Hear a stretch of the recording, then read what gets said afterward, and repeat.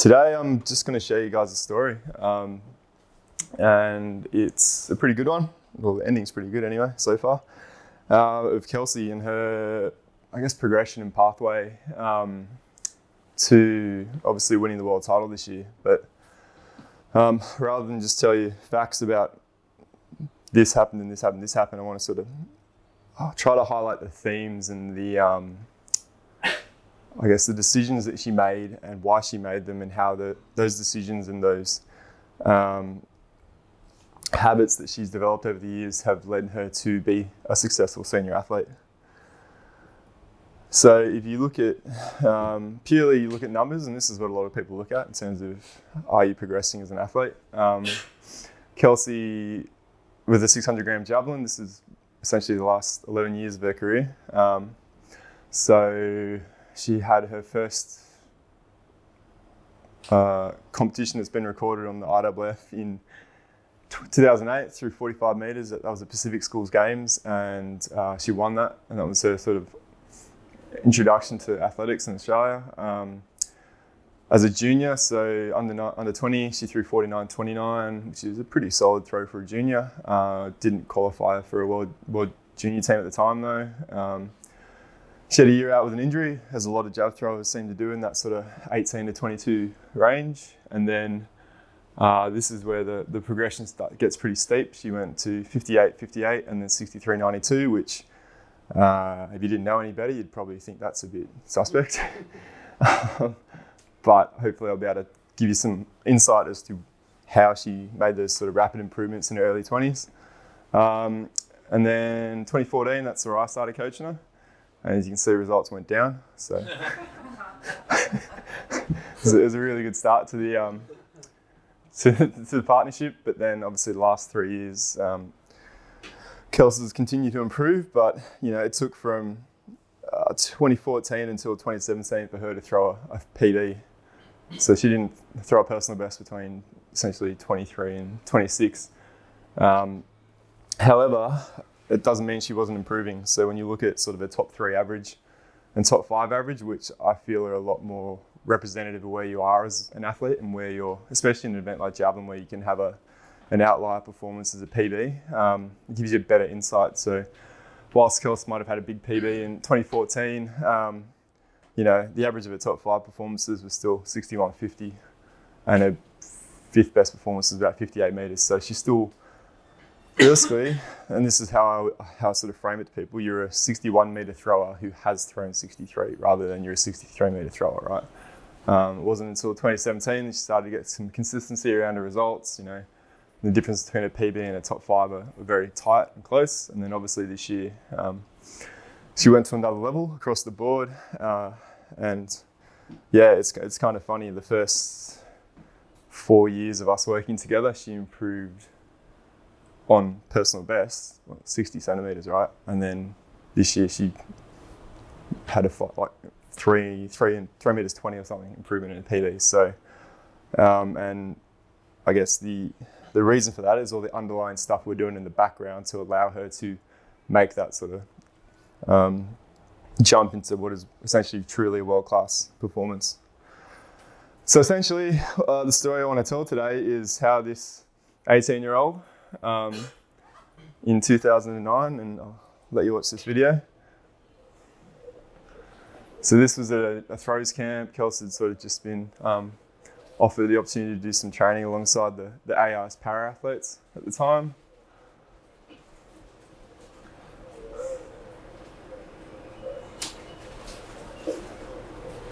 So that's 18-year-old Kelsey. I actually, when we were in Dubai the other week, I showed this video to our Christian, our head of high performance and coaching, and I sort of came up to him and I was like, "Oh, Christian, I've got this new 18-year-old athlete in Canberra. What do you reckon?"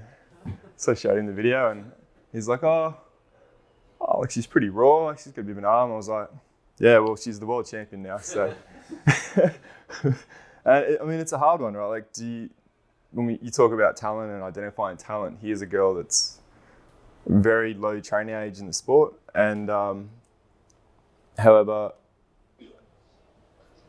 and you know, in 10 years' time, would anyone bet the house on the fact that she'd be able to do this and throw 67-70, which is the 12th all time since they changed the javelin. Yeah, man. It's let's see if I can. Yeah, I'll end up beating her. So, you know, to start off with, like, just name a few things that you see that are different here, right? Like, just shout them out. What's something that's improved? Yeah. Body language, yeah, exactly. Athleticism, right? She's athletic. Yeah, you know, she's a completely different animal, and that, you know, elements of that probably came in at different points of her career, but you have to have patience. You can't. You know, it's a 10-year process to get her from someone who couldn't make a world junior team to the world champion, and it's, you know, you have to have a bit of resilience about you to be able to do that. And I think, again, hopefully in the story you'll get a better sense of Kelsey, who she is, and why it is that Kelsey in particular, was able to achieve what she has. And so before I can really jump into the story, I just want to give you, again, a bit more of a bigger picture of who she is as a person. And a lot of you guys have met her in this room, but you know, Kelsey is someone that has pretty strong values, and for her, like, she values perseverance, honesty, accountability is a big one, and I'll talk a lot about ownership of your performance. She values relationships, so whether it's with family, friends, with her team at the AIS and Athletics Australia, and integrity over all of that. So, and if you sort of, again, you ask people about Kelsey, what is she like? She's someone that's pretty relentless in her pursuit of what she wants to achieve. She's very resilient. She's faced a lot of niggles and injuries as any javelin thrower has over the years. She's respectful of, you know, of others, of her competitors, of those around her. And she's got a lot of self-belief, like, again, and that's something that I'm not sure whether you can teach that to some degree, whether that's just an innate thing that she has developed over the years. But yeah, Kelsey is someone that is, I mean, you see the body language in that video, like that's someone who knows, reckons they're about to throw something special. So, and to give you a bit of background on me and as to how I work with Kelsey, is first and foremost, I'm a nerd. I love this sport. If I wasn't coaching, you know, at the top level, I'd still be out here at all schools coaching. I'd still be involved in the sport in some capacity. I was a decathlete. I've got a science background. I'm a generalist in that I don't think of myself as a javelin coach. I'm a coach who happens to have some good javelin throwers at the moment. But I love coaching the jumps, love coaching the hurdles. And I guess, yeah, by nature, I'm a coach. I like to help people. So that is part of, I guess, what I'll get to, is how I've been able to foster Kelsey's sort of abilities. And so for those of you who don't know, Kelsey's actually born in South Africa. She, like many great Australian athletes in recent times, born in South Africa, moved to Australia. It's a really good talent ID exercise, I think, especially it seems over in Western Australia, there's a lot of South African heritage. So definitely think we need to tap into that a bit more. And it just happened to be around the time of the Sydney Olympics. So Kelsey was exposed to the Olympics, and she said to her mum and dad, and they'll recount this story as well, that I'm going to be an Olympian. And that's the quote that I'll come back to a few times in the next couple of slides, is that she had this, you know, as a lot of kids do, that, cool, I like this, sport looks cool, I want to compete at the Olympics, I'm going to be an Olympian. And they moved to Australia, to northeast Victoria, to Corryong, which is sort of on the border. Her auntie and uncle have a dairy farm out there, so she moved to country lifestyle, so her parents could work and sort of raise their kids somewhere a bit different to what was happening in South Africa at the time. And so being a country kid, and I think there's a lot of value in it, is that, you know, as a country kid, you get to play a lot of sports. You know, there's never enough athletes to fill a team, so you're jumping in every team, you're doing everything. You've got an active lifestyle, you're riding your bike to your friends' houses, you're not being chauffeured around. And sports are seasonal, right? You're not going to be playing netball for 12 months of the year in country Victoria, you're probably going to be rolling with the season. So what it does is it exposes you to just a range of sports, and whether you want to call it a movement toolbox, movement inventory, whatever it is, like by playing multiple sports for as long as you can in your teenage years, you expose yourself to a whole range of skills which are going to help you be a more resilient athlete in your 20s. So, you know, Kelsey's, a lot of this presentation, I just asked the questions. So she listed off, she was playing team sports, ball sports, stick sports, racket sports. You know, she was doing cycling and did like mini triathlons. She did sprinting, speed power sports. She did dancing. She said dancing is a big one that helped her, she thinks, in terms of just that poise, that ability to carry your posture and understand where your body is in space. So, you know, as a foundation for an athlete, these are the things we all talk about is, oh yeah, we'd love our kids to have a big range of, be exposed to a range of skills, play multiple sports, but how often do we actually do that? And I'm just as bad as anyone else. Like some of the athletes I coach in Canberra, some of the juniors over the years, they want to do athletics 12 months of the year, they don't want to play other sports. And I mean, I can't force them to go play soccer. And the flip side of that is they get hurt playing soccer, then everyone's disappointed, where in the end of the day, I actually don't mind. It is what it is. Like, if they're not, they're probably going to get hurt doing athletics if they're not playing soccer as well. So it's a great foundation. And again, I asked Kel some of the things that she got out of having such a great foundation of sports. And for her, it was from a team sport. You know, you learn to share your wins and losses. So you learn to, I guess, accept victory and defeat and share it with your team, which is important aspect, especially as an individual athlete. You learn respect for your captain, your coach, those around you and your team, and you learn the value of cohesion, what it means to work together to achieve something. Because once you get to the high performance end of our sport, you're not a lone wolf. It's not all about you. You are supported by a team. So it's, you know, you're working for your coach, your physio, your sports psych, your sports doctor. They're all part of your team, and you guys all have a shared vision that you're trying to work towards to achieve something. So if you don't understand, you don't value team members, it's pretty hard to be successful in individual sport. But as an individual, and this was the stuff that really resonated with Kelsey and why she sort of drifted towards individual sports, was the ability to challenge yourself without being bound to the performance of your team. You're able to set the standard that you want to achieve at. So if you are a high achiever, it allows you to set the bar high and aim for it. And take ownership of your performance. So if you perform poorly or whether you perform well, you can own the process that got you there and accept the bad with the good. And I think this is probably one of the bigger determining factors in what sets Kelsey apart, is that she accepts when she owns when she doesn't perform well. We're able to speak openly and honestly about that, and then take forward things which will help her be better next time, so we don't make the same mistakes twice. And I think it's really easy, especially in social media age, to glaze over a bad performance, and I'll talk a little bit more about it in a couple of slides time.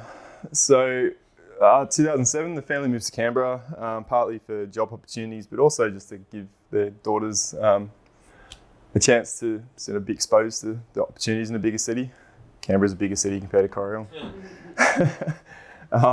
Which, you know, Kels sort of, all of a sudden she moves to a big city, there's organised sports, you know, and some of the, what she was exposed to in sort of netball and basketball and other sports she didn't like so much. So all of a sudden the sports are trying to tell you that you can only you only can do one sport, and becomes a bit of a battle. So she actually necessarily was almost pushed into athletics to a degree because of the dominating nature of some of the other team sports, which, it worked out for us, I guess, in the end. She got her first athletics coach, which is Les Bottles. So she'd been doing school level athletics. I think she might have made Vic State schools a few times. I think she may have even got a bronze in the discus behind Kim Mulhall one year. And she was learning to throw discus, and every now and then she said she'd sneak over to the Javelin runway and throw some jabs. Coach would tell her off, get her back in a discus circle. Until she turned up at Pacific Schools Games and won the Javelin, 45 metres off a 5-step. So all of a sudden it's like, ooh. And in Kelsey's mind, she's found what she wants to be. I'm going to go to the Olympics for Javelin, and that's, her mind was set. That was what she was going to do. That's, again, the self-belief was there, whether it was naive or not, that I found my calling. I'm going to be an Olympian in the Javelin because there's no netball in the Olympics. because at this point she's still playing netball at the ACT state level. And so, you know, one of the fortunate things about being in Canberra is that we do have the Australian Institute of Sport there, and at the time there was an athletics program, right? But 45 metres doesn't really make you, put you on the radar of necessarily the AIS program at the time. However, Alison O'Riordan, who was the coach of the para throws program at the time, saw Kelsey, sort of offered her an opportunity to come along and train alongside Wade McMahon, who's on the right in that photo, who was a javelin thrower at Paralympic level at the time. And through training with Wade, she was allowed to come into the gym at the AIS and learn how to do strength training. And so, still not funded, no one's given her a cent to do this, but she's been given the opportunity to train alongside some hardworking athletes. There's Hamish McDonald in the second from the right there. I think Daniel Bowen, is it? Linda, you might know them. I can't remember. On the right, I think it's Wadey. Yeah. And so, I mean, being able to train alongside professional athletes when you're 17 or 18 and be exposed to how they operate gives you this idea of what a high performance environment looks like, right? And for Kelsey, that was enticing. All of a sudden, here's people who are equally as driven as me to want to succeed. And I'm,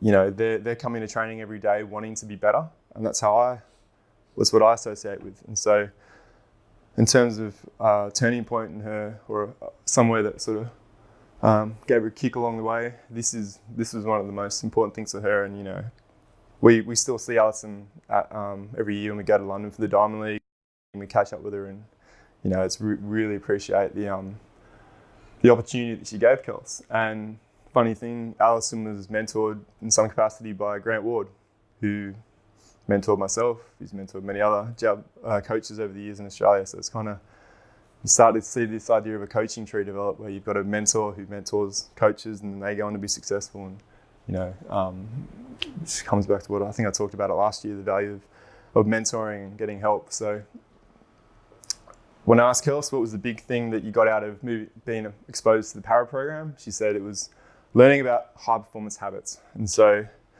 the first thing she said is, I learned to be organised.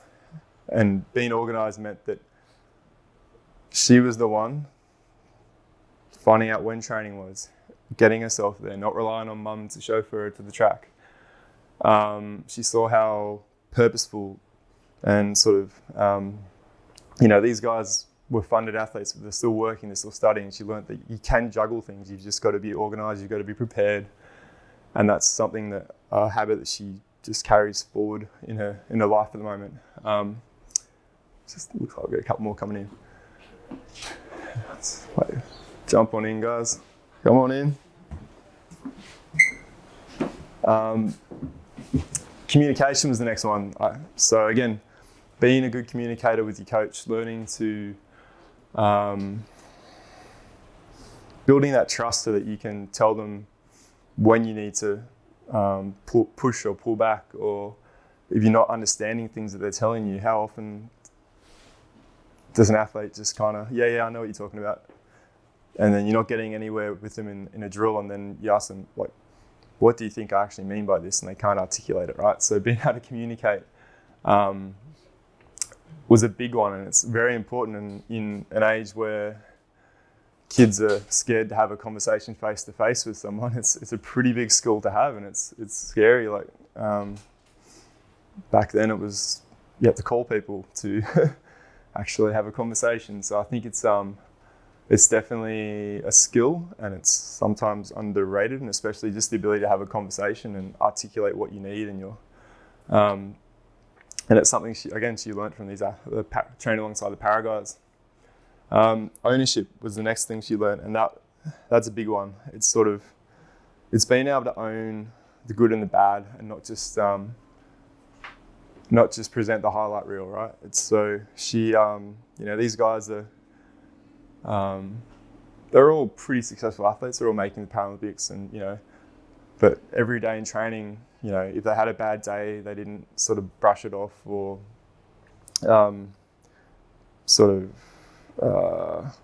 just sort of have a throwaway line, just not my day today. They would sit down and objectively discuss with the coach, okay, this is what happened.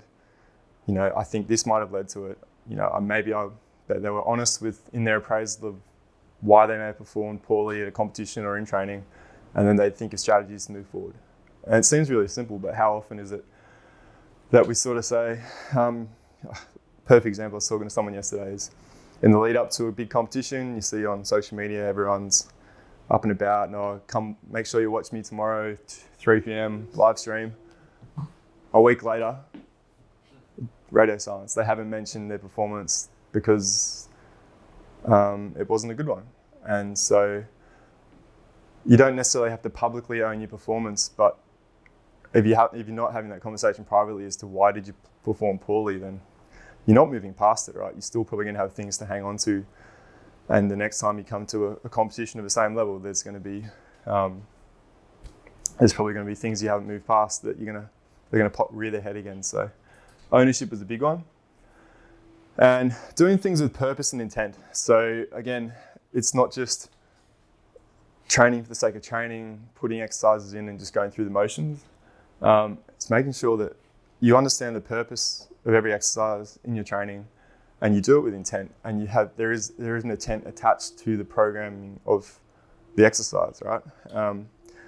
My biggest pet peeve is people that talk about grinding. I just got to get back to the grind. I just need to, just going to grind it out. Just got to get back and work. It's like grinding to me suggests there's no intent, there's no purpose. You're just monotonous. You're just struggling against something that you don't need to struggle against, right? If you're grinding, especially in technical events, you're doing it wrong. Even in distance running, like say I just need to grind out extra Ks this week. Well, why? It's just junk mileage, it's junk training. If there's any junk in your training, you shouldn't be doing it. You should have purposeful purpose and intent in everything you do. And box ticking's the other one. The session ticked all the boxes. I'm just ticking boxes. It's the language you use can affect how you sort of, I don't know. Maybe it's just me. So here's... Before we move on, you could answer a couple of questions. Yeah, of course. First, technology. How much you're responsible for developing Kelsey's mental attributes, or have they come from her own personality? Yeah, so part of it I probably has to do with Kelsey's upbringing. Parents allowed her to have big dreams and explore, and be able to make those bold statements and not sort of dampen the fact that she wanted to be successful.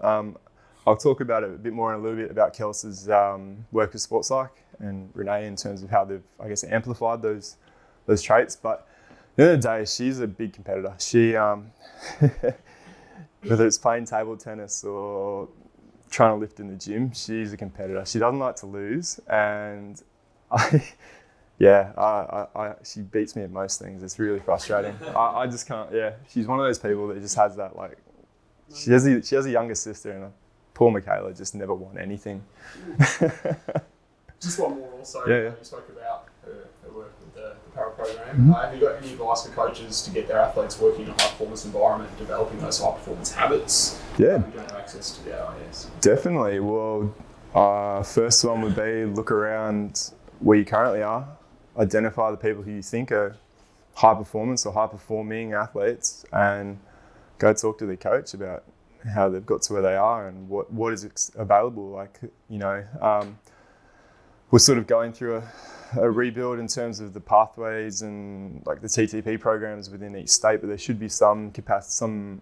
There are people out there who've been there and done that before you, so try and find those people. And if you don't know who they are, reach out to someone like myself. I'll throw up my email or something, and happy to point you in the right direction. So this is 2010 Kelsey. So couple starting to run now. It's good. This is maybe 9 months later, starting to look a bit more athletic. Still pretty raw. And then a couple months later again, it's still a bit agricultural, but the basic. There's Allison in the background. The basics are there. She's running. She's putting the jab in the right position. It's not hitting her in the head or anything. So, there's something there. It's starting to look a bit more like Kelsey 2019 edition. Another 12 months. This is really starting to look pretty. There you go. There's a bit more hit on that.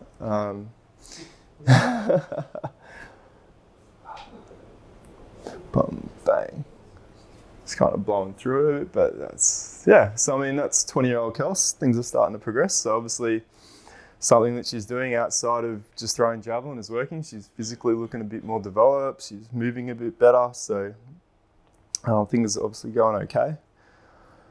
And then she kind of got to a crossroads. So 2011, Alison moved back to Great Britain and she started working with Aaron Holt, who I'll talk about in a second. But somewhere in the transition, which sometimes happens, there's an increase in the throwing load.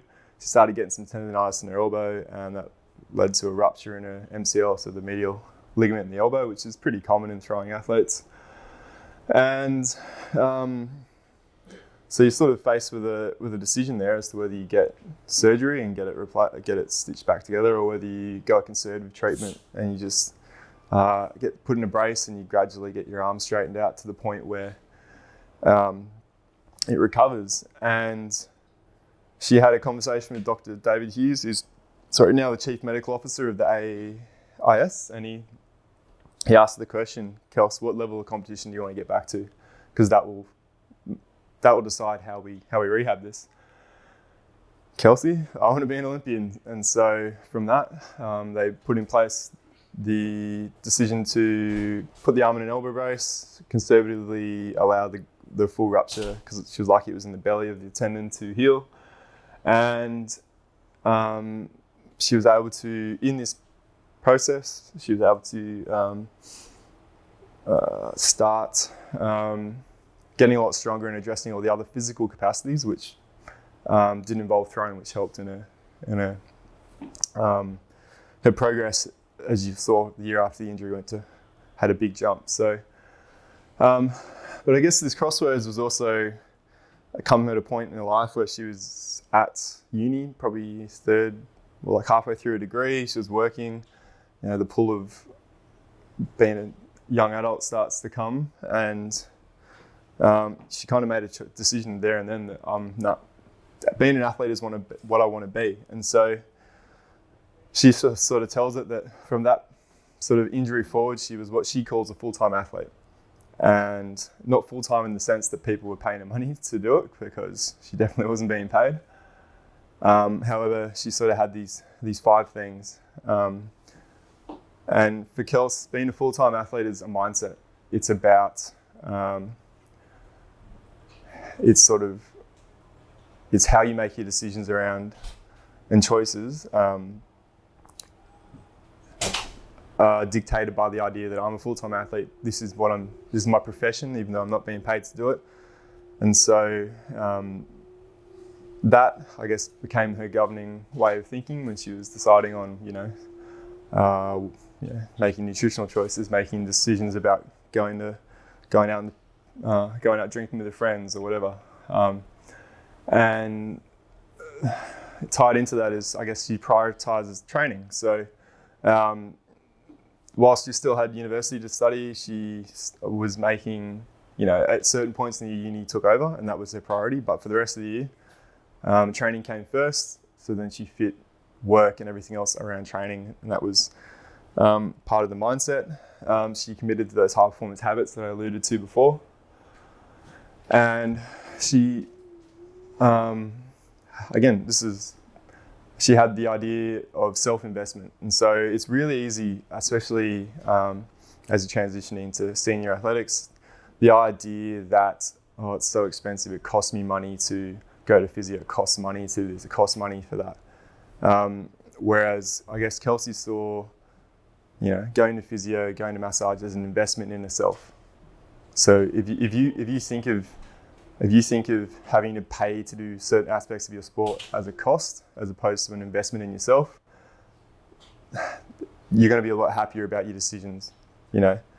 at the end of the day, if you sort of have this self-investment mindset as opposed to this everything costs me money mindset. And at the end of the day, the big one is, and Steve Backley reinforced it when he came out a few years ago, is that you're making choices and you're not making sacrifices. If you think that you're sacrificing something for sport, then you're going to resent it, as opposed to, I chose not to go out to that party tonight because I've got training tomorrow and I want training to be, training is what I'm prioritizing because I'm a full-time athlete, as opposed to, I've sacrificed my social life to be an athlete. So if you'd rather be down the pub on the beers, then be down the pub on the beers. But once you get this mindset of this full-time athlete mindset, this idea of self-investment and making choices rather than sacrifices, it makes it a lot easier and it sits a lot better with you as an athlete. And at the end of your career, you'll feel a lot more settled with where you get to, I think. And it's not to say Kels wasn't, she was busy. She got a uni degree between 2009 and 2014. In that period, she was probably working 20 hours a week, most of it in hospitality, a lot of it after midnight, and still making things work. Even at the moment, she still works 10 or 12 hours a week at a gym, despite, this year was obviously a lot more successful for her. She still feels the value of her working in terms of contributing to, her ability to sort of have purpose in life. So, it's not like she's all of a sudden, looking out for a future too. So, from 2012 onwards, she was coached by Aaron Holt, who's a strength conditioning coach at the AIS. He was an assistant coach here at Wace with Grant Ward, so another Grant Ward mentored coach. And Aaron's done some awesome things with the Matildas. You might have seen him in a lead up to the Women's World Cup in a video with Sam Kerr. He helped rehab her. And so Aaron's strength was strength and power. So in this period, Kelsey became, she developed herself in the gym. Her physical capacities improved, strength power went through the roof, and her PD just went bang, bang, bang.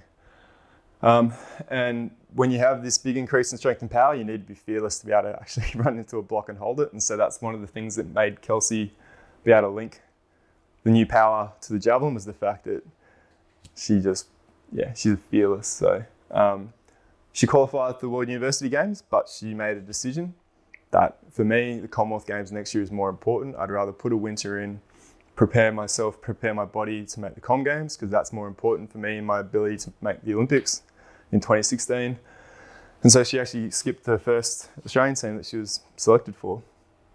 So how old was she then? So she didn't get World Juniors. Yeah, so that was 22. She would have been 22 that year. Yeah, still has made an Australian team. Well, she's qualified for one, but she turned it down because she had bigger goals in mind. I hadn't met her at this point. So I met Kelsey in 2014. If you had had it back then, what would your advice be as a coach? Well, I mean, for me, like say that was the first athlete I'd ever coached to an Australian team. I would have been like, no, you got to go, because then it makes me feel good that I'm put someone on an Australian team, right? But to Aaron's credit, like that, I think it was driven by him initially, but then once Kels got on board with it, like she was like, no, that makes sense. It's a stepping stone, and I want to get to here. World Junior is important, but Com Games will get me further along. So, yeah, brave decision to turn down a team for bigger things, but again, it speaks to kind of who she is.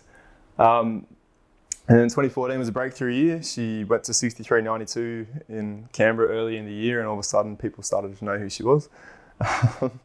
And, Kels was very fortunate that through her whole career, she had Kim Mickle and Catherine Mitchell, who are already there at the world level to aspire to and to compete against. So I started working with Kelsey in a biomechanics perspective up to Com Games, which is how I met her. And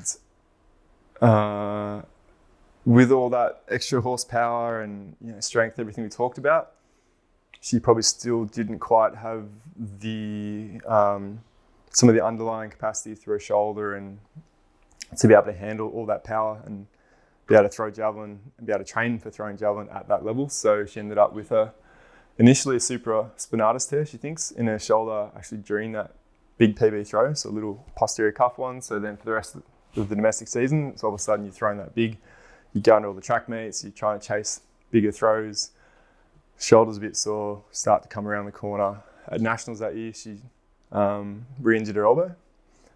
And so they made a choice to, again, conservatively rehab it with the goal of getting her to the start line in Glasgow. And that's where the mental imagery side of things came into it. Renee Appenil, who was a sports psych at AIS and still is her sports psych, came into the team and started to work a lot with Kelsey around mental imagery and visualization, but also strategies to be able to sort of, it's her first major international competition, strategies to be able to sort of zone herself in and I guess protect her space, protect her bubble, protect her processes, and not get caught up in the big picture of the Commonwealth Games. And you know, to the team's credit, they did a great job. They got her to the start line. She ended up throwing 62.95 in round 6, which becomes a bit of a theme for Kels. Round 6 best performance, and she won a bronze medal. 22 years old, turning 23, first international team. Happy days. This is the start of a long and successful international career, you think? And yeah, I mean, look, that's a pretty big achievement for any athlete, and it sort of showed it was part of the progression, and it validated the decision they made the year before to not go to the World University Games. But she got from Comm Games, and the coaching setup just wasn't going to work moving forward with Aaron. He's still very busy with his job as a strength conditioning coach, and just and so got back to Canberra, and they started sort of, Simon Nathan, who's the high performance manager at the time, called me out of the blue and said that they'd talked to Kelsey and that I'd been suggested as one of the coaching options. I thought he was just being nice to me, but turns out he was being serious. And so I jumped on board as coach. I've never wanted to turn down a good thing, and I started coaching Kelsey. And it kind of came at a good time for both of us. I think Kels had always been sort of, the coach had always just told her what to do. She hadn't had necessarily the ability to be part owner in her process. And so me coming in with very limited experience and very, very limited javelin experience, it was almost like a blank page, a new start. So we were able to, from the very start, I wanted her to be a part of the process and a part of the decision making, because it would help me learn about her, but also I didn't necessarily know what I was doing anyway. So why was it head of high performance, like relatively inexperienced? So she had a few choices. So one of them was to come to Perth with Grant Ward, and but at the end of the day, Wardy had Kim Mickle, and I don't think Kim would have necessarily wanted a training partner. Knowing Kim, she was pretty happy to do what she does, so that was never on the table. Craig Hilliard was another option, but he was pretty busy with a fair few different athletes and different things. And I think, Simon had seen me work in the biomechanics side of things. He knew I had done coaching in Canberra, and I don't know. Simon's very big on the sports scientist having a sports science background, understanding mechanics, and for whatever reason, he must have seen some qualities in me that he thought might make me a good coach. And it came with the condition that I would be mentored by Grant, by Dion Collins, who was a national junior coach, by Craig Hilliard in Canberra. So that it came with a safety, protective bubble, right? So it wasn't just, here you go, you guys just figure it out. I was definitely put in place a great support network of coach mentors and people in Canberra. So, but yeah, it's. But you've been a decathlon athlete yourself. Yeah, I couldn't throw a javelin to save myself though. I almost threw a discus further. Yeah, knowing and being able to articulate that's a different thing. But what it gave me was that I guess if I had come from a javelin background, I would have had innate javelin biases, I guess, on how I look at the event. But for me, being able to come at it with a clear set of eyes and no real bias. I was able to apply my own logical reasoning to making decisions, right? And so instead of being a javelin coach and thinking that all javelin throwers do these exercises, so they must be in your program, I was able to sort of look at it and be like, you know what, I don't think that's going to help you, so we're not going to do that. But I think an alternative might be this, so let's try this. And we're able to create our own system. And from there, as Gandalf says, all you got to figure out is what you're going to do with the time that you're given. So within a week, I had X amount of time to train and X amount of sessions, and it was just figuring out how you put it together to make her better. And that's the end of the day. Kelsey was already pretty good. I just had to try and amplify what she was good at. And, you know, first comp out, she comes out at Canberra Track and goes 63.78, and I'm thinking this coaching gig's pretty easy, right? So, you know, that's starting to look, he had absolute commitment to the block and came in pretty hard, and, you know, you can hear it. She used to just hit the front really hard, but not necessarily in good positions and whatnot. So, you know, 15 was the season of first. We went to Europe and did a few meets, and that was cool. Getting to see what the lifestyle was like. And for me, again, it was exciting. Like I always wanted to, athletics nerd, traveling the country, being at meets, seeing people up close. It's awesome. Got to go to Finland and compete at the Javelin Carnival. That was like unreal. Got to a first World Championships, got to qualifying 360, which was pretty good. Ended up 20th, couldn't make the final. And I guess in this year, by being a part of the process, Kelsey actually started to learn her events a bit more. Again, she started to develop a better understanding of how, because my skill set was I understood the biomechanics of throwing, so I could I could explain things to Kelsey mechanically. I could sit her down and actually show a video and explain this happens because of this, this, and this, which she didn't necessarily have that understanding of her event. She was very much a feel athlete, and she only knew what she knew. So my strengths helped her learn her event, and then her ability to articulate stuff made me understand what she was feeling and how she was going about the event. And she really started to learn her body. So, you know, we did some really good work with Ari Tarkinen in Canberra, who's a Finnish guy. He's got a martial arts background. He's officially a Pilates instructor, but he just works with athletes and teaches them how to connect things and move and just link hips and shoulders and arms and legs and transfer your weight. And he's just a really cool guy to spend time with. And that helped Kelsey really start to get this understanding of her body. And and that sort of helped her sort of start to link things. And, you know, we made a lot of mistakes, but I think the key was hopefully it has been over our whole career so far, is that we haven't made the same mistake twice. So we've got an injury, we haven't got that same injury again because we've made changes, or we've, you know, and speaking of injuries, 2016 was the big one for Kels. She had a stress fracture in her back in February, so she'd already qualified for the Olympics from previous season, so she had a seat on the plane. But we went from, well, we're going to go to the Olympics and perform well because, you know, she's a 63-meter thrower, as I showed earlier, maybe not necessarily. We just got to get to the start line and let you. That's the goal now, is just to get you there so you can have your first Olympics and experience it, right? So at the end of the day, when we got there, she was underdone. We all knew it, and she probably performed to the level that she was at. She threw 55 meters and came 28th.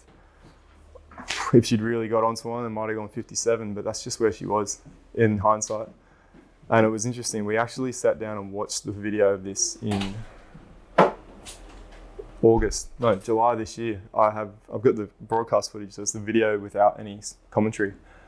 It was actually the first time Kelsey watched it since 2016, and it was actually really good for her to sit there and watch it, because she was like, I think she still was holding on to a bit of like embarrassment about the performance, but when she sat there and watched it, she's like, okay, I actually didn't have anything else. I couldn't have been any better, and almost helped her put it on the shelf and move on now. So yeah, it's again, being able to own that performance and being able to accept that it was what it was, you know.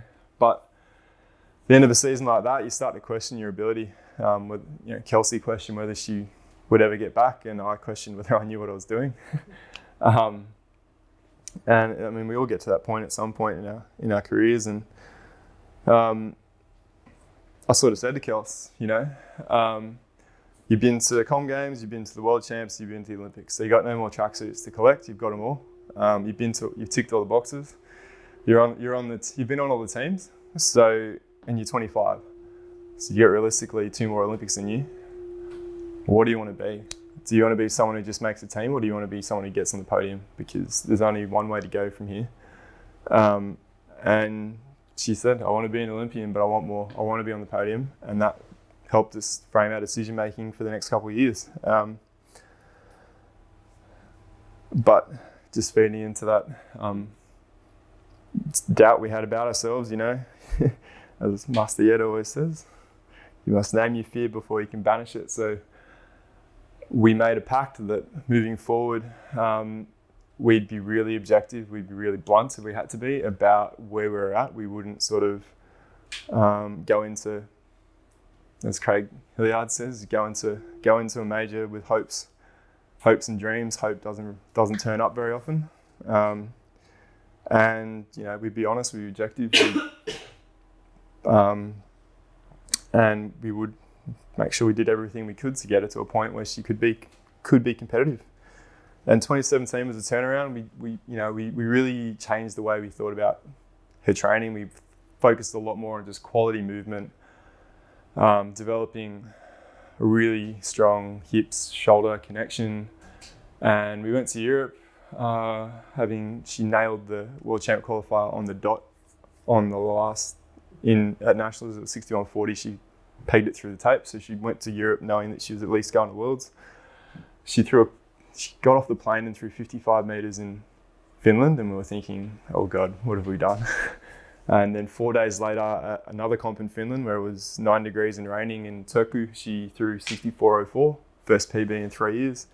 All of a sudden, that self-belief's there. And it is funny, even when she threw 55 meters, the self-belief was that I'm better than that. That was just a bad day, bit of jet lag. That opened the door. We got into some Diamond Leagues. She threw PB after PB that year at the Diamond League meets. Went to World Champs full of confidence. She hit the auto qualifier, was into her first World Champs final, and then got into the final and finished 10th. And she was pissed off. And that speaks to Kelsey, year before, 28th to 10th, it's a better result. You could be happy with that, but for her standards where she wanted to be, she saw it as a missed opportunity. And so 10 days later, we went to Zurich for the Diamond League final, and she pulled out another PB in round 6 to bang. This is the best competition in the whole of Europe, I reckon. I love Zurich. As a coach, you stand in the you're standing behind the event in like the standing zone only. Everyone around you's got beers, and they're just like, they realize that you're the one coaching. As the athlete comes over, they're all intently listening, and then they throw well, and the blokes with the beers there are like cheersing you, and it's great fun. Best comp. Did you ever get to go to Zurich? Okay. Yeah. It was great. So yeah, it was a great year, things are good, loving it. So we sat down after 2017, and I came back to it after this year, but we sat down, our season debrief, and I posed the question, like, going into the Olympic year, how would you like to be, Kels? Like, what is Kelsey Barber at the start of the 2020 season? So probably start like this time. So what does it look like to you? And she said to me, like, I want to be a medal favourite. I want my competitors to expect me to throw well, and I want to be a competitor who's ready to rise to the occasion. And it was really cool after World Champs this year, going back and looking through that debrief and seeing that Kelsey had written this down 2 years ago. Because it all came true a year earlier, right? She's now a medal favourite. Her competitors know that she's a round 6 specialist, and she's always gonna be there. And she's been able to respond and find her best throws later in the comp consistently this year. So it's it was a pretty cool little exercise there. But again, this is before she'd had success. She's putting it out there. She's been honest. She's been open. She's got a hell of a lot of self-belief. So 2018, we got married after the Com Games. She's really happy about it. 18 was an interesting season. It was a short turnaround, you know, we finished the Diamond League season in September and we had the Nationals the second week in February. So in a way it was kind of keep maintaining the elements that were there. She threw a PB 10 days out and then ended up coming second behind Catherine's incredible performance. Again, Kels was sitting in third going to the last throw. Pulls it out, gets second. And we got married 2 weeks later, which was pretty cool. Pretty happy about that. And we went to Europe, kind of knowing we were a bit underdone, but you know, at the end of the day, that's her job. She's able to make some money off doing it now that we had to go over there. And she performed pretty poorly. She ended up 9th in Oslo, which was her worst performance in the Diamond League, which meant she didn't get the next one in Lausanne, which stung pretty badly. So I was over there with the World Junior team and Kelsey was just kind of hanging around. We went and did a really small comp in Finland and she threw about 59 metres and we were basically said, okay, let's book your tickets to go home early. You're probably not going to get into any other meets. And then just so happened, we were sitting there at World Juniors. We were going to go home that night and book the ticket that she got offered a spot in the London Diamond League. And it almost hit refresh in Kelsey's mind. She was like, okay, I think she had a talk to Renee, our sports psych. She realised she got very outcome focused. She was thinking about throwing distances and placings rather than just protecting her processes. And so we came into London relaxed, just focusing on just feel. Ended up coming third, throwing 64 metres, been really happy with it. And I guess that helped us. That was a big turning point in this season in that we really rethought how we talked about competition with Kels leading into competition. So we really realised that we can't talk about distances, we can't talk about outcomes. We have to really just talk about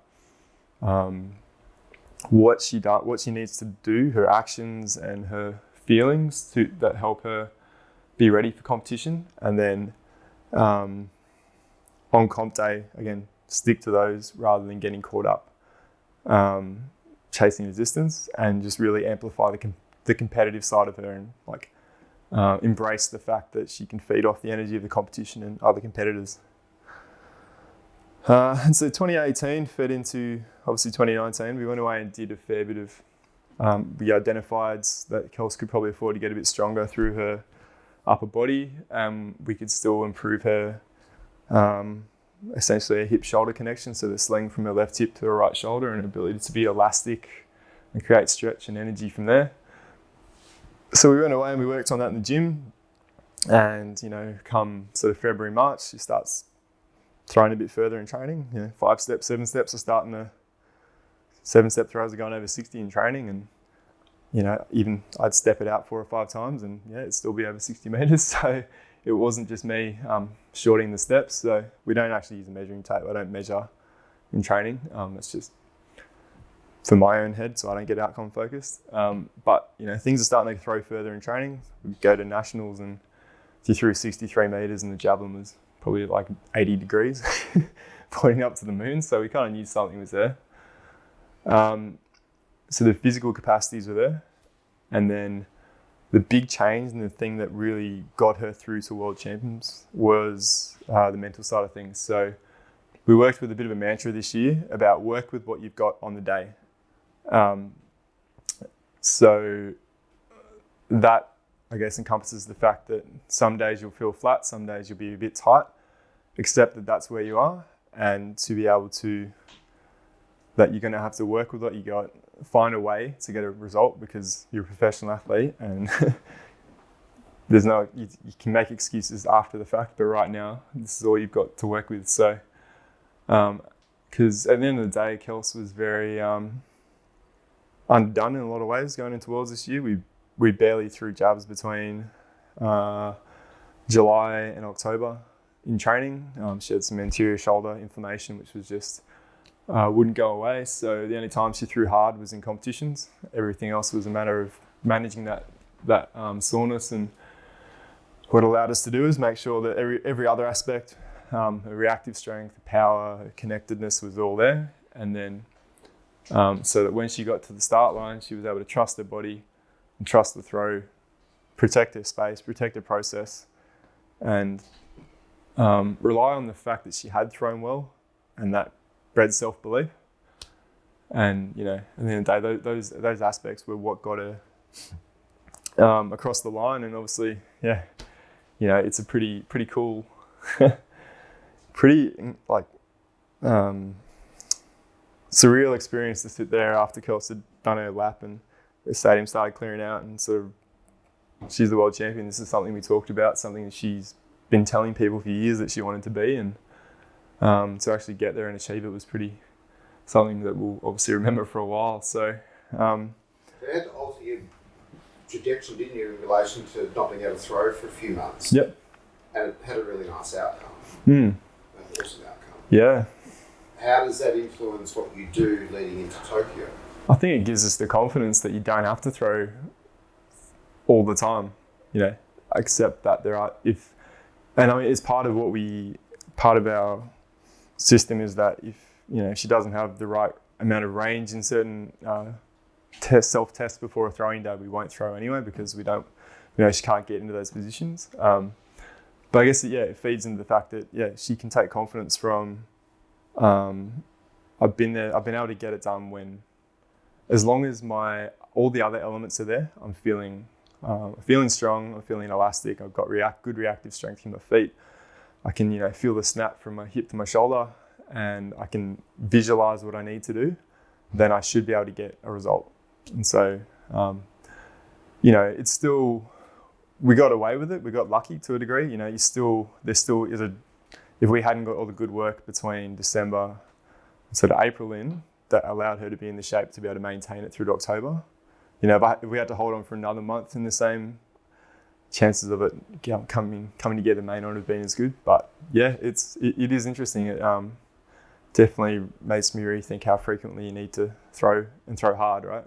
You just need to keep in touch, and once you get to a certain level, it's just keeping in touch with it, right? So yeah. The other one, so I'll show you two videos. This is the broadcast footage, and this is great from the start. And this is the highlight packages that everybody sees on the Twitter when it got put out there, and then Matt Denny gets my cred.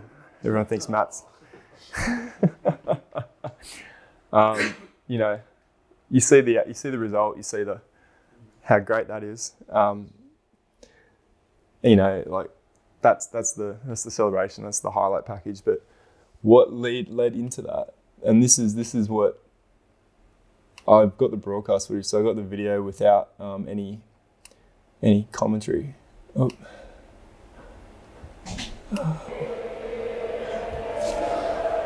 What's the body language? And this is someone who's sitting in fourth place.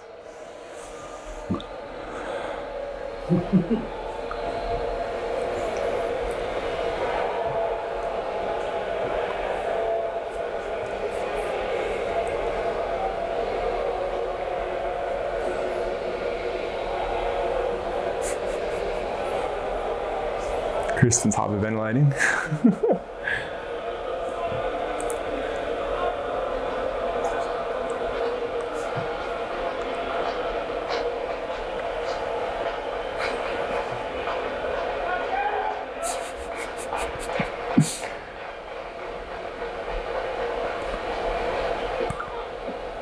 It's a different perspective, isn't it? This happens, right?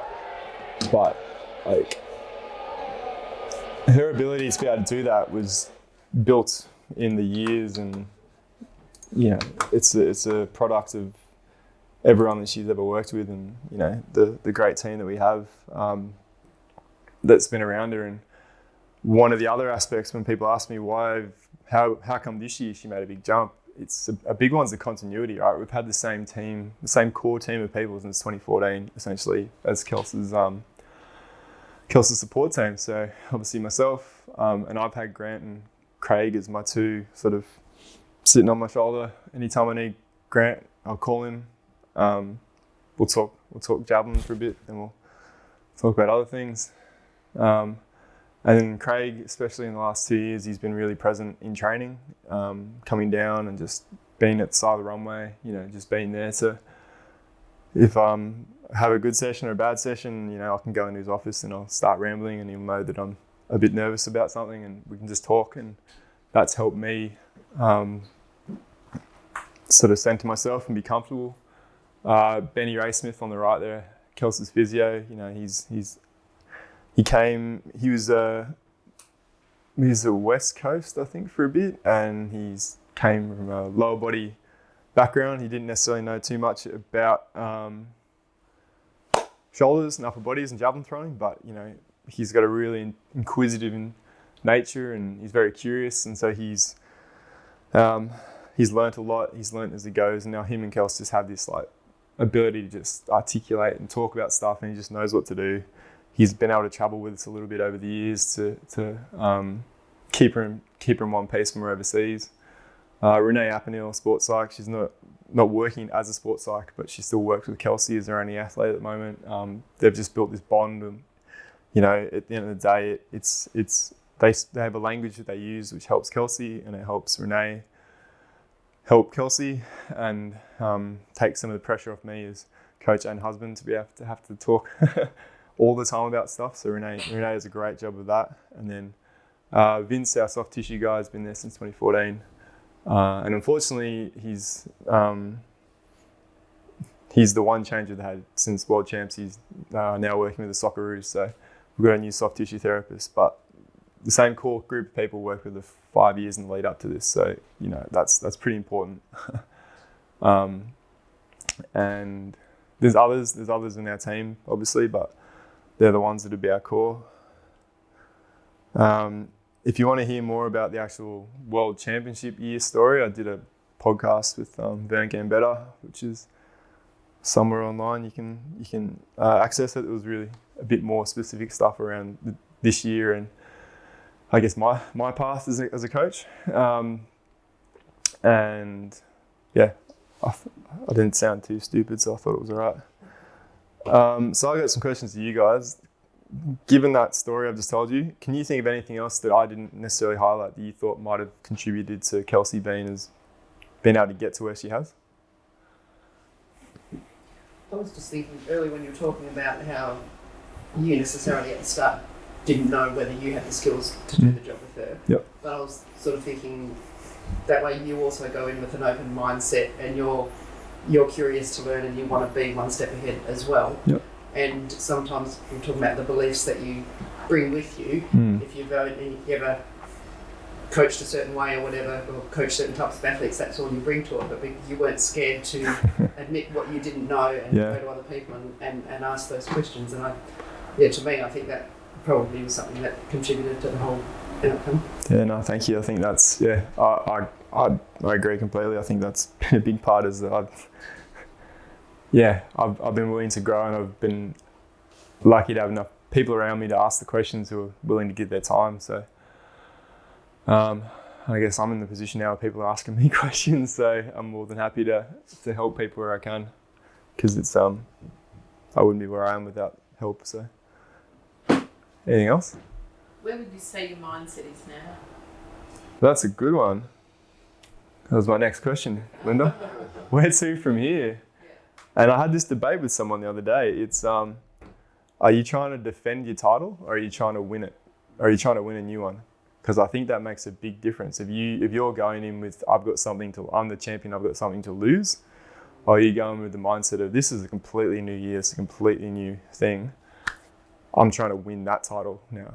And I think we're definitely on the right side of that equation, where our mindset will be very much cool. Last year was last year. It's fantastic. I am the champ, and that might bring with it some benefits in terms of other people thinking I'm bigger than I am, but you're only as good as you are on the day. So I think we're going in with the mindset that to win the Olympics, you've got to probably be able to throw 68 meters plus, and Kelsey isn't quite there yet. So yeah, being world champ is nice, but it doesn't you can't carry the crown into the competition, as someone told me the other day. I can't remember who it was.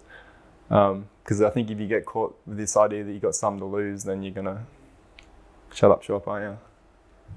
Yeah. But right now it's just back to business. Kelsey's rebuilding her body, getting strong, which means I have to get back in the gym because I'm not allowed to be the weakest person in the house anymore. And yeah, just get down to business. She'll probably compete at definitely at nationals, hopefully a track classic before that, but you just might run out of time to do anything too much in Australia this year, but exciting times. That's all. That was my story. Thanks for coming, listening, guys. Really appreciate it. Yeah, if and to those of you listening on Blair's thing, yeah. Oh mate, I've got time.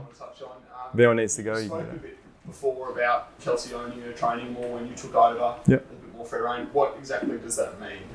You might please elaborate on what it means. Yeah, so that meant like at the end of a training cycle, we'd sit down and we'd talk about the previous training cycle, and I'd ask Kels, we'd sort of run through a battery of questions like what works, what didn't work, what can we improve, what do we need to add, what do we need to drop. And so she was part of that conversation. So then when I'm designing the training, I'd show her, okay, this is what we're going to do, this is why we're going to do it. She'd run her eyes over it, and that, I guess, allowed her to be part of the process and feel like she had ownership over what she was doing, and therefore she bought into the program, and she wasn't sort of, it helped develop the trust between us because we were, still new, still learning each other, learning how we operated. So, How much data did you use from Ben's work to influence your training? sorry, which the Smith. Benny, yeah. So Benny helped us create those sort of self-tests. So part of Kelsey's warm-ups, you go through like and it's not simple things like a lunge and rotate, and she knows what feels good and what is limited range. So she knows if she can't get the rotation, then she's got a series of stretches she'll do to then try and loosen it up, retest. Okay, I've cleared that. We'll go to the next bit. We've done this battery of hip test strength, which has shown us like 3 or 4 years worth of progression of all the muscles in the hips in different movements, which has given us an idea of what we then go into the gym and work on. And it sort of can show us if things are starting to trend towards, and we sort of know now in hindsight that if she loses, I think it's internal rotation strength in her block side, that's potentially some bone stress, or it's a factor that could lead to the left side being exposed to, the left side's getting weak, which means she's more likely to jam and create potentially a bone stress. So things like that we've learnt from trial and error. Yeah, Benny's been really good. But I guess one thing in there I didn't talk about today is that the other thing that happened after 2016 is I sort of, I guess I took the lead. I became the conductor of the orchestra amongst our service team. So, when you come into an environment where you've got, at the time we had like Louise Burke, world famous sports nutritionist, Dr. Hughes, you've got these experts in their field, and I'm just a rookie coach, and these guys are telling me what to do.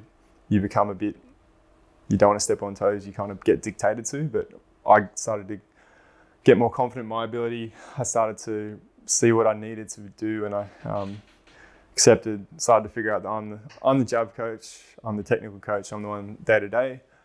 I'll take your stuff on board, I'll synthesize it. If I need to read, I'll take everything I need, I'll bring it in, I'll try and synthesize it, and I'll share it back out to make sure that I'm not misinterpreting stuff or we're not doing things wrong. But I became more of the conductor and a lot more confident in actually this is how it's going to be. This is, and I gave them their roles versus feeling like I was kind of inundated by everyone else's advice. No, that's a big shift in the paradigm, because a lot of the time the coach is the one who's paid less or not at all, and we're sort of the part-timer who's being told what to do by all these people who are experts in their field. It's quite easy to feel like I don't know what you're doing. So yeah, that's that just comes with growth and building good relationships. I've got another one that I can paraphrase a little Yeah. bit. Thomas Roller, back before 2016, had a similar issue where he didn't throw a javelin until I think a few months before the competition. Yep. Same similar thing happened with Kelsey, but very positive results. Yep. Is this something that you'd recommend coaches prior to a big competition? Look, Thomas and Kelsey are the same age actually, so They're very experienced athletes with a lot of training behind them. Thomas has also got a very good feel for the event. He's very intuitive athlete. So there's no perfect way to do it. And this way, what happened this year got us to where it got us this year. In a perfect world, for my headspace, for Kelsey's headspace, for everyone else's, we'd be training as we'd love to, but we're a lot more confident that we can modify things and get a result, right? So again, what it's probably made me think is that there are at times of the year when we need to really push other elements of her training in the strength side of things or the gym, where it will affect throwing. We're a lot more confident to do less throwing than we would have in the past. In the past, we probably would have thought, we still need to be throwing off 5 or 7 steps with some intent, otherwise she'll lose the feel. But realistically, we'll probably be more confident to really push other areas and pull back on the throwing, knowing that when it's time to throw, she'll be fine. We're not going to lose that element of feel. So, yeah. Beautiful. Time for one more. Yeah, all good. Why do you think Kelsey is a round 6 specialist? Comes back to what I was saying. She's a competitor. She doesn't like to lose. So she's got that innate competitiveness, and that she wants to win. She wants to. It's not that she wants to beat people. She just, I don't know. It's like she just has that sense of cool. You're going to bring your best today. Well, I'm going to bring my best, and I want my best to be better than your best. And I think that's a skill set she has. And I think there was a point where, 2014, 15, where we kind of beat that out of her to kind of get her to just be too narrow focused. And it's almost like the caged lion at the zoo who's just kind of going through the motions, versus post probably 17 onwards, we sort of amplified it, told her to embrace the fact that you're a competitor by nature. And that only came after she towed me up in table tennis quite a few times, that it was like, Kels, you're a competitor by nature. Let's embrace it, but let's just find ways to not control it, but just to keep it within a bandwidth, so that in a competition you can take that intensity from the competition when you need it, and other times you know how to block it out when you need to just focus in on yourself. So yeah, that's a big part of it. Did Diamond League go to 4 rounds for Jav a few years back? It did, yeah. Oh, that's happening again. Let's get it done.